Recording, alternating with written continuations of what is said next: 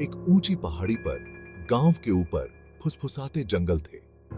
वहां के पेड़ बहुत पुराने थे, उनकी शाखाएं टेढ़ी मेढ़ी और उलझी हुई थीं। जंगल के जमीन तक सूरज की रोशनी मुश्किल से पहुंचती थी। गांव वाले जंगल के बारे में कहानियां सुनाते थे। वे कहते थे कि वहां अजीब और गरीब चीजें होती हैं। वे कहते थे कि यह एक डरने की जगह है। गांव के बच्चे ये कहानियां सुनते थे। वे अक्सर अपने घरों से जंगल की तरफ देखते रहते थे। बच्चे डरते भी थे और कौतूहल भी करते थे। फुसफुसाते जंगल में क्या राज छुपे थे? फुसफुसाते जंगल। मेरे दादाजी बताते थे कि पेड़ राज की बातें फुसफुसाते हैं, ऐसे राज जो सिर्फ पेड़ ही जानते हैं। और मेरी दादी माँ कहती थीं कि पेड़ों के बीच परछाइयां नाचती हैं, परछाइयां जो हमेशा आपको देखती रहती हैं। बच्चे चुप हो गए। बड़ों द्वारा सुनाई गई कहानियां डरावनी थीं, लेकिन वे रोमांचक भी थीं। बच्चों ने कौतूहल के साथ डर का एक रोमांच महसूस किया। हमें वहां नहीं जाना चाहिए, बड़ों ने हमें चेतावनी दी है, ये खतरनाक है।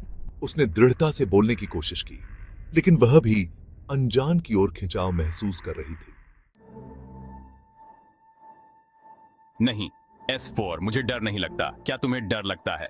प्रिया और सीता ने घबराहट भरी नजरों से एक दूसरे को देखा।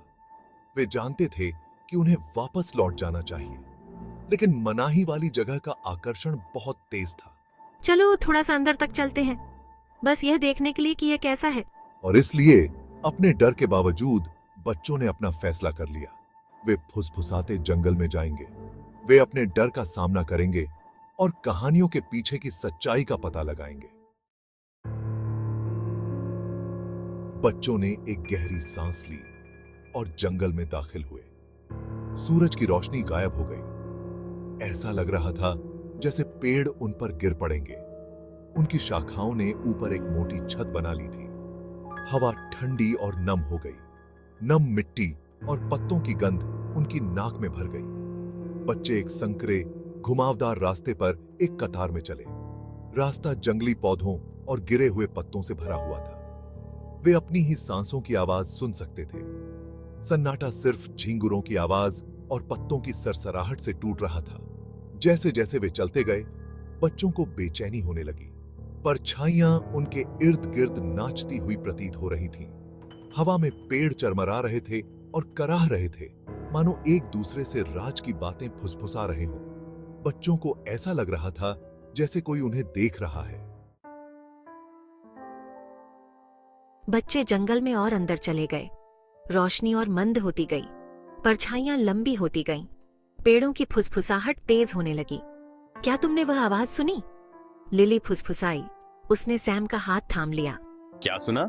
सैम ने बहादुर बनने की कोशिश करते हुए पूछा। मुझे लगा जैसे किसी ने मेरा नाम पुकारा, लिली ने कहा। उसकी आवाज कांप रही थी।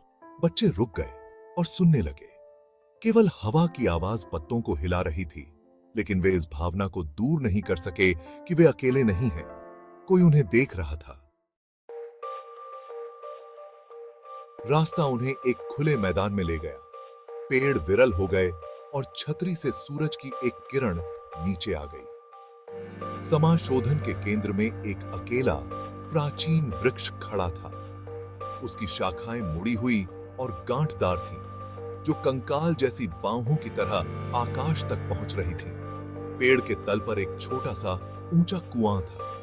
कुएं के चारों ओर का पत्थर फटा और टूटा हुआ था। कुएं के ऊपर बेलें और लताएं उग आई थीं, जो उसे आंशिक रूप से देखने से छिपा रही थीं।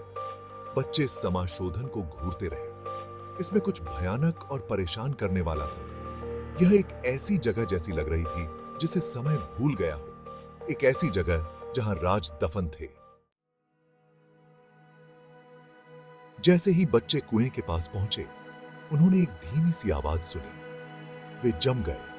उनके दिल उनकी छाती में तेज हो रहे थे। सिसकने की आवाज तेज होती गई। ऐसा लग रहा था जैसे यह कुएं से आ रही हो। सावधानी से बच्चे किनारे पर झांके। कुएं के तल पर उन्होंने एक युवा लड़के को देखा। वह एक कगार पर बैठा था। उसका चेहरा उसके हाथों में दबा हुआ था। वह धीरे से रो रहा था। नमस्ते, लिली ने आवाज दी। क्या तुम ठीक हो? लड़के ने ऊपर देखा। उसका चेहरा आंसुओं से सना हुआ था। उसकी आंखें चौड़ी और भयभीत थीं। मैं खो गया हूं, वह फुसफुसाया। मैं बाहर नहीं निकल सकता। बच्चों को खोए हुए लड़के पर दया का अनुभव हुआ। वे उसकी मदद करना चाहते थे, लेकिन वे डर भी महसूस कर रहे थे। यह जगह अजीब और परेशान करने वाली थी। हम मदद लेंगे, लिली ने कहा। उसकी आवाज कांप रही थी। चिंता मत करो।